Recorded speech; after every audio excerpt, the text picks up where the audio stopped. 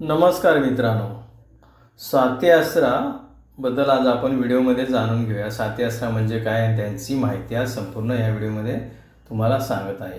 साती आसरा किंवा सात आसरा या महाराष्ट्राच्या ग्रामीण भागात अत्यंत श्रद्धापूर्वक पूजल्या जाणाऱ्या प्राचीन जलदेवता आहेत. लोककथा किंवा पौराणिक संदर्भानुसार त्यांच्या जन्माच्या आणि अस्तित्वाच्या विविध रंजक कथा प्रचलित आहेत.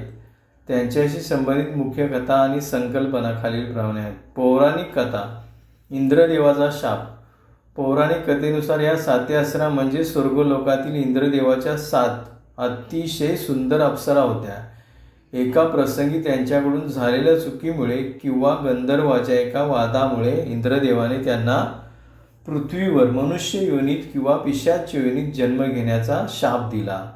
पुढे त्यांनी भगवान महादेवाची कठोर तपश्चर्या केली. महादेवाने प्रसन्न होऊन त्यांना जलदेवता म्हणून पूजले जाण्याचा वरदान दिला आणि विहिरी, तलाव किंवा नद्यासारख्या जलाशयाचे रक्षण करण्याची जबाबदारी दिली. काही लोककथांनुसार या 7 भगिनी बाया जलाशयाचे रक्षण करण्यासाठी 7 विविध जलचराचे किंवा निसर्गाच्या रूपात वास करतात. मासा उदाहरणार्थ कासव, खेकडा, बेडूक, मगर, सोमपा. कोकणातील किंवा ग्रामीण भागात यांना मावल्या किंवा गवळीदादा असेही म्हटले जाते. मावल्या व गवळीदादा. कोकणात या देवतेंना 7 जणी बाया किंवा मावल्या असे म्हटले जाते. त्यांच्यासोबत गवळीदादा पण असतो. म्हसोबा. त्याच्या कथेत एक भाऊ देखील जोडलेला असतो. त्याला गवळीदादा किंवा झोटिंग किंवा म्हसोबा या नावाने ओळखले जाते. हा भाऊ 7 बहिणींचे रक्षण करतो अशी धारणा आहे.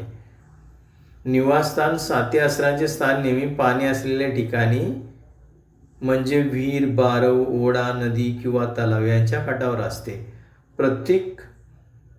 प्रत्येक देवळात त्यांची कोणतीही मानवी मूर्ती नसते, तर शेंदूर लावलेली 7 कडे किंवा शिळा एका रांगेत मांडून त्यांची पूजा केली जाते.